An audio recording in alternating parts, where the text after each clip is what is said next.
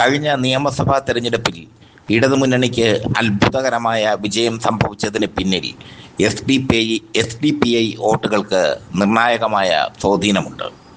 ഇത്തവണയും SDPI വോട്ടുകൾ ആർക്കൊപ്പം പോകും എന്നതിനെ ആശ്രയിച്ചായിരിക്കും ജയപരാജയങ്ങൾ വരിക.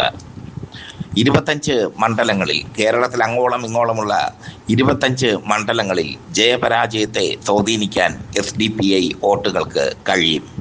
ആ മണ്ഡലങ്ങൾ ഏതൊക്കെയാണെന്ന് നമുക്ക് നോക്കാം. തിരുവനന്തപുരത്ത് 3 മണ്ഡലങ്ങളിലാണ് SDPI ശക്തമായ സാന്നിധ്യം അറിയിച്ചിട്ടുള്ളത്: കഴക്കൂട്ടം, നേമം, തിരുവനന്തപുരം സെൻട്രൽ. ഇതിൽ നേമത്ത് SDPI വോട്ട് കഴിഞ്ഞവണ നിർണായകമായിരുന്നു. SDPI വോട്ട് ലഭിച്ചതുകൊണ്ടാണ് B. ശിവൻകുട്ടി നേമത്ത് വിജയിച്ചു കയറിയതും താമരയുടെ തണ്ട് ഒടിഞ്ഞതും. കഴക്കൂട്ടത്തും തിരുവനന്തപുരം സെൻട്രലിലും SDPIക്ക് നിർണായകമായ സ്വാധീനമുണ്ട്. 2000 മുതൽ 5000 വരെ വോട്ടുകൾ ഇവർക്ക് ഉണ്ടെന്നാണ് SDPI അവകാശവാദം ഉന്നയിക്കുന്നത്. ഇനി ആലപ്പുഴയാണ്. ആലപ്പുഴ 4 മണ്ഡലങ്ങളിൽ SDPI സ്വാധീനം ശക്തമാണ്. അമ്പലപ്പുഴ, ആലപ്പുഴ, കായംകുളം, അരൂര് എന്നീ മണ്ഡലങ്ങളിലാണ് SDPI സ്വാധീനം ശക്തമായിട്ടുള്ളത്.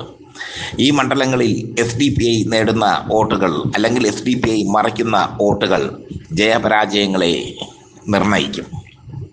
കൊല്ലത്ത് കരുനാഗപ്പള്ളിയിൽ SDPI ശക്തമായ സ്വാധീനമാണ്. കഴിഞ്ഞ തവണ കരുനാഗപ്പള്ളിയിൽ CR മഹേഷിനാണ് SDPI വോട്ടുകൾ മറിഞ്ഞത്. എന്തായാലും കരുനാഗപ്പള്ളിയിൽ SDPI ശക്തമായ സാന്നിധ്യം തന്നെയാണ്. എറണാകുളത്ത് 2 മണ്ഡലങ്ങളിൽ SDPI ശക്തമായ സാന്നിധ്യമാണ്. ഒന്ന് പെരുമ്പാവൂർ, 2 കളമശ്ശേരി. ഈ 2 മണ്ഡലങ്ങളിലും SDPIയുടെ വോട്ടുകൾ നിർണായകമാണ്. പാലക്കാട് മണ്ഡലത്തിൽ SDPI ശക്തമായ സാന്നിധ്യമാണ്.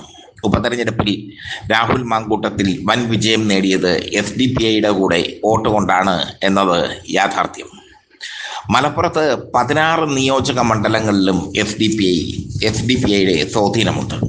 തദ്ദേശ സ്വയംഭരണ തെരഞ്ഞെടുപ്പിൽ SDPI ശക്തമായ രീതിയിലാണ് മലപ്പുറത്ത് സ്ഥാനാർത്ഥികളെ നിർത്തിയത്. സ്ഥാനാർത്ഥികളെ നിർത്താത്ത ഇടങ്ങളിൽ അവർ UDFിലേക്ക് വോട്ട് മറിക്കുകയും ചെയ്തു.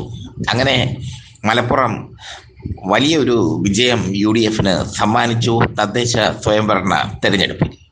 ചുരുക്കത്തിൽ SDPIയെ എഴുതിത്തള്ളാനാവില്ല എന്നതാണ് യാഥാർത്ഥ്യം.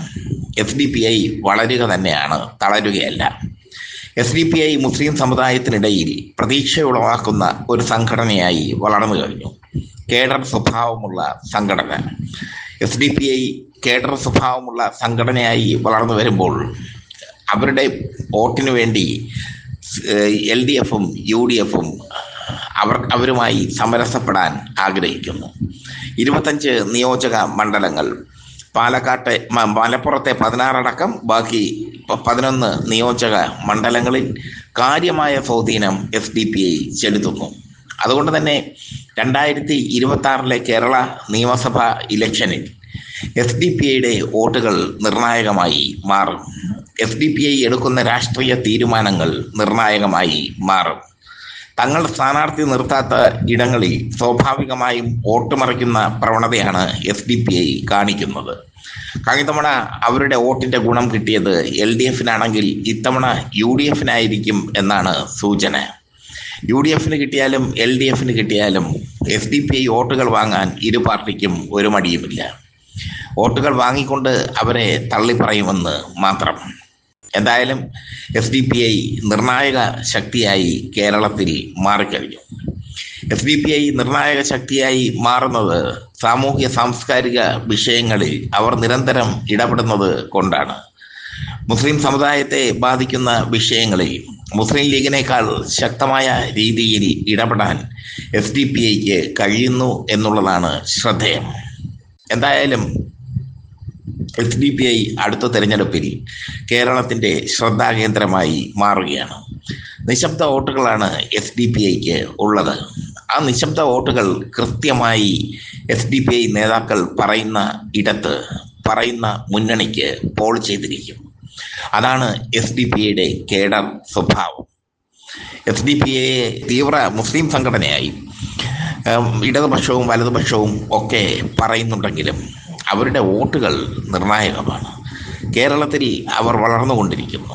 ഓരോ നിയോജക മണ്ഡലത്തിലും മുസ്ലിം സമുദായത്തിന് പ്രാതിനിധ്യമുള്ള ഓരോ നിയോജക മണ്ഡലത്തിലും വോട്ട് മറിക്കാൻ അല്ലെങ്കിൽ ഇന്ന കക്ഷിയെ വിജയിപ്പിക്കാൻ കഴിയും എന്ന ഒരു ആത്മവിശ്വാസത്തിലേക്ക് ഈ സംഘടന എത്തിച്ചേർന്നിരിക്കുന്നു.